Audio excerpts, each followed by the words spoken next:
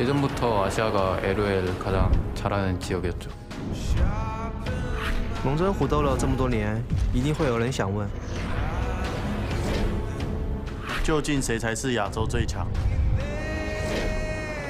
对 LS 来说，我们每次都只差那么一点点。 이번 리프트 라이벌즈 무대로 다시 저희 LCK가 최고의 무대인 걸 증명하겠습니다. 放马过来，我们是卫冕冠军，这是我们的主场。 작년엔 복수를 올해 꼭 하겠습니다. 来自 LPL 的队伍，每一支都能独当一面。其实实力才是胜利的法则。 우리가 아시아 최강이다. 我们就是地表最强。我们要做世界最强。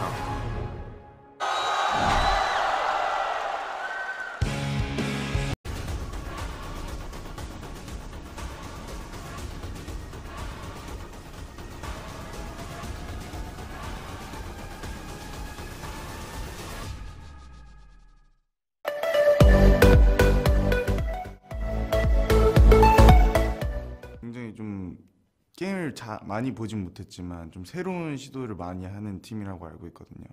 그래서 좀 그 새로운 시도를 많이 하는 그 도인비 선수가 가장 좀 경계 대상인 것 같아요. 일단 마우스 선수는 제가 개인적으로 제일 좋아하는 탑라이너거든요. 중국 선수들 중에. 그래서 굉장히 재밌을 것 같고 그리고 이제 저희 팀원들 중에서도 EDG 출신이 있잖아요. 그래서 네, 그런 점도 좀 재밌는 것 같아요. Dark technology, as well as former teammates, Raz. That's what Smeb's insight in on this match against Rogue Warriors is. Yeah, he's been hearing whispers. The dark techniques of Doomby is definitely something you have to fear. The Kled ban already coming through. Mouse doesn't play that champion. Doesn't happen. Techniques, not technology. Thank goodness I don't speak for a living, but you're right. Immediately the Doinby ban comes out. No, that's not going to be Kled in the top lane. Mouse doesn't play that champion. He plays Dr. Mundo. Banned out against Doinby. Aatrox actually been taken away by Rogue Warriors with Nocturne, Swain to follow. Camille as well as Talia being banned out by KT. They lock in Sejuani as their first pick. And here's the problem that I see in this matchup, because Fami makes a mention of it. KT ain't that clean of a team. We just got out of the game when they're pretty much handled Mad in a very clean fashion post 15. So love to see what ends up happening with that team if they are as clean as they were in the last game. Well, we'll have to see if they can be as clean as that. Because that last match coming out from KT, they went for a different type of funnel composition. Worked out for them. It was a 5-kill game, Raz. 5 kills. Yep. I could have taken a nap and I would have gotten more kills in my solo queue game. It is as clean as you can get in terms of macro. And that's if you're playing some vision control that KT placed in the last game, then the worry is that Rogue Warriors don't. They don't ward as much as they should. They don't set up as much as they should. They are a hectic team, they are a skirmishing team, they are a fighting team, and we'll see if KT falls into that trap. Exactly. Why ward when you can just brawl, Raz? And they've already picked up Lucian as one of the champions they want to brawl with. Going for Skana as their second pick for Flawless in the jungle. And so far, the best Lucian player that we see in the LPL is SMLZ. He's played it frequently, he's the Essence Reaver type, and he's been skating in team fights. He's super damn good, and a lot of the skirmishes he's been rolling with. We've had so many conversations about this, like who's the best Lucian player? Come on, you can't keep out the likes of iBoy. This split, SMLZ has gone in towards it repeatedly. iBoy has had one fantastic play, but it feels like every game for SML. Bottom lane, so final pick towards top side of the map against that Rumble pick. I mean, at this point, who knows? Ooh! Slam dunk time, Raz. Jarvan being picked up. Yeah, I had a little bit of a spoiler alert because there are two smites being flexed up by the Motha mid laner and the what's jungler. going on? So I'm expecting that to be a Jarvan mid lane. And here, Yes! Give it to me! Doinby picking up the Talon. Yes! Super carry Doinby is back. He's played this before. Previous splits, he has a large champion pool. And the thing about going up against double jungle or the roaming strat, Talon is real. Ultimate getting a bit more damage. Fights in the mid lane. Doimbi's going to get locked down. In fact, Martin's going to try and join us. KT looking to collapse on towards Talon. Jumps over one wall, flashes away from the ultimate, gets over the next, but Score's going to follow through. He does the dose-to-do, spotted up by the sweeper lens, so they know exactly where Talon is. KT are going to try and collapse. Doimbi staying in fog of war, gets between the two turrets, takes two shots. The flash forward from Yukao gets a summoner, but first blood picked up by KT. Unfortunate when he pressed this. Going to be eaten up by Martin. There's a teleport coming in. There's no more protection for the Ezreal. Spat back up, but they focus on the Tom Kench. Mouse trying to keep Deft occupied. Kalua tanking the turret, but Marta's going to fall first. Rogue Warriors find a pick in the bottom lane. You wanted to see Mouse come in there. He needed to be able to join for this dive to work out. It was very easy, just because Sejuani was in the top side of the map. Just sad to him that he didn't get an assist from it because he was so focused on towards the Ezreal. They burnt a teleport. Killua very low. Def playing very aggressive. SMLZ dashes forward. Doesn't get slowed by Mouse. Mouse overhitting. Smacks him with the drill. Rogue Warriors get another pick and they're looking for first turret. They don't get it, however. KT used the Rift Herald top lane. Take down that first structure. Rogue Warriors respond, and now the two... That was interesting. And I think right now, Rogue Warriors, they're so close to death way too often. Oh, they're collapsing though. Mouse gonna get caught out, throws down the ultimate, gonna get locked down, and he'll be the first pick picked up by KT off the back of that fight, out of position. Yeah, there we go. I mean, that's just that easy. He holds Flash. Not too sure if he had it. In fact, he didn't have it at the time. He was very close to having it.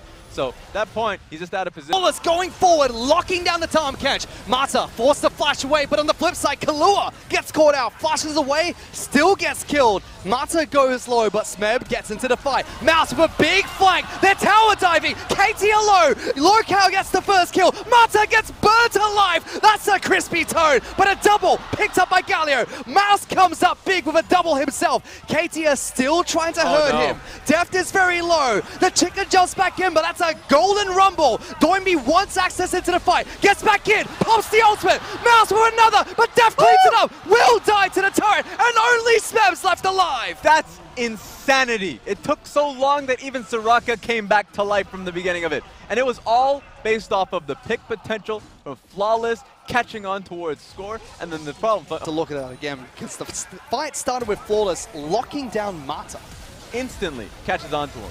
Only problem is on the opposite side, Killua dies, but the flank TP, you already see Rumble coming in from behind, while KT doubled down for a dive on towards Doombi and Flawless. The Rumble ulti makes it so much harder for the backline to even support it. Mata goes down, Deft is out of there, Scores to follow. So it was just a weird follow-up from KT to even look for the dive. That was a success overall, and then they tried a little bit too hard. Good use of the stopwatch by Mouse. Doimbi jumps back in to at least trade back evenly. Def will die to turret at the end, but it was so close. I mean, a turret, one more turret shot on Smeb, he would have died. Would have been a good wards, and Smeb almost getting caught out. Flawless going to try and collapse. No flash available for Jarvan. Gets pulled back. SMLZ throws out the ultimate just for the cooldown. Smeb still alive. Will be the first to fall. Great equalizer once again. Kalua very low, stuck inside the Raptor pit. Mouse burning alive. He's going to come out of stasis, and he will fall as well. KT turn around the fight. Flawless is next. One more shot from Daft is going to be enough. Somehow KT win it. Yeah, and you know what? SMLZ and Doombi are the only ones alive. You're KT, you focus straight towards the Baron. It's just going to be difficult now because you have to push SMLZ and Doombi back. They're incredibly healthy. And KT have 4 members alive that looked like Rogue Warriors would be able to pick up the kills there. It's not going to be the case. Yes, SMLZ and Doimbi are going to look to try and jump in, but Def being aggressive. SMLZ wants to jump in. Doimbi already chunked out by the Ezreal. They know they have to sacrifice this Baron, and that's what they'll do. KT pick it up, and they're opening up this match. A proper chunk to push them out. And that we're going to see it very soon. And it was all in towards the fact that, yeah, you pick up Jarvan. But remember, we saw this in the SKT set. Galio is always a beautiful follow-up. It may be an impromptu engage, but he's going to make it worthwhile. Sejuani had a flank too, so they were all prepared for this one. Even though the Rumble ulti comes in hot, it's SMLZ out of position. The Talon that has to reposition as well. Flawless cannot work around this team fight when he's flanked around by multiple members. So SKT recovered, or at least KT. Doimbi did get spotted out by wards, and KT know exactly where he is. Score down to half health. SMLC using the culling but it's not going to get the Essence Reaver proc anymore. Instead, they collapse on towards Found Galio somebody. top lane. If Galio's going to not be able to protect someone! Yukao with the flash! The follow from score is beautiful! This is the team fight for KT! Collapsing! Already getting 2 kills to kick things off. Doinby forced to use the ultimate to get away. SMLC can't get his alone. Deft forces him into golden stasis. Everyone collapses. And Rogue Warriors, just like that, they thought they hunted the hunter. Not going to be the case. He blew them up. It was insanity. Literally. KT without Baron buff still move towards mid lane. Doinby being locked down, forced to use his ultimate to disengage. Nobody from KT's taking damage. They lock down Score, bring him back in. That'll be the first casualty. Mouse gets his another kill in this match, pushing KT back away. Killua is forced back to the fountain.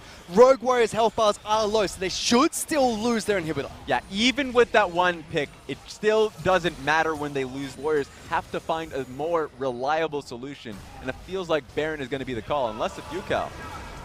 There will be a time Kans trying to jump back in, but Rogue Warriors look for the fight. Flawless in trouble. Doinby forced to use the ultimate again. Smeb separates the team, brings Yukao on the back lines. Mouse was trying to do as much work as possible, but it's just not enough. Deft able to single out SMLZ, gets the team fight he was looking for, and KT are looking towards the Nexus. Yep, 40-second death timers, and they already have the minions right beside them. Easy as pie. Rogue Warriors are trying to find a skirmish that they had no way of winning. They were trying to find a way to turn around the match, but 10,000 gold behind at the time, it's just not enough. One pick, not going to be enough. Def keeping Doinby on the fountain as well. They're moving towards the Nexus, and with this win, LCK lead the pack after day 1. In such clean ways, too. KT, 2 games, back-to-back, and it feels like KT has just found a new identity in a slower, smarter team, going up against the other third-seeded teams. Right now, it feels hard for Rogue Warriors, and they're learning a hard lesson about 3 weeks into the split, that LPL, yeah, they seemed real good, but they still have to play a smarter game. They can't rely on the mechanics. KT's learned that lesson here today. It just seems like the more you struggle against KT roster, the harder their grip becomes, the harder it is to fight back. Second time a very similar playstyles come out from them. He picks you would usually never see the Talon Soraka a little bit in the Rumble. It just didn't work out for them. They had very obvious flaws, but the strengths were in their mid lane. KT roasters recognized that, and you can see them flatlining, moving straight down. Yep. They just went straight towards Doinby. It just seemed like Rogue Warriors had this unorthodox team composition where they had bits and pieces of the puzzle, but just not a full, complete picture, whereas KT were like, we know exactly.